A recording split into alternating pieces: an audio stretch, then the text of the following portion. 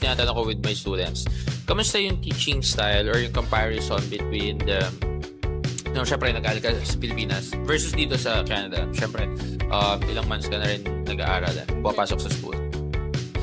I think mas prefer ko dito kasi nakafocus lang talaga sila sa kung ano yung field of study mo.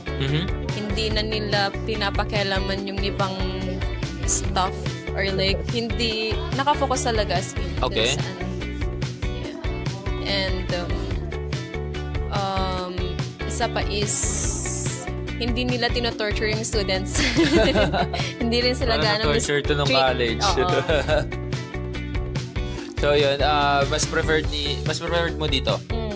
Kasi mas pinahalagahan nila yung yung parang learning style mo, and then mas open ba? Mas maluwag? Mas maigpit? Yeah.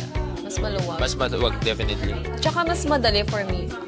Compared dun sa Pilipinas, ng daming readings. Ang kapal ng mga libro na binibigay nila or like yung mga binders ng readings. Okay. Tapos dun sa exam, wala pa dun yung mga ilalagay nila sa exam. So like parang nai-stress ka na kasi hindi naman part sa readings mo yung nilagay sa exam. Dito, part? Kung ano yung lumabas sa readings? Nakafocus sa talagang kung ano yung inaaral niyo sa theory tsaka sa practical labs. Yun yung lalabas sa exam.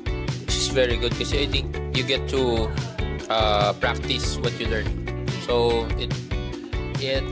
parang hindi ka malilito.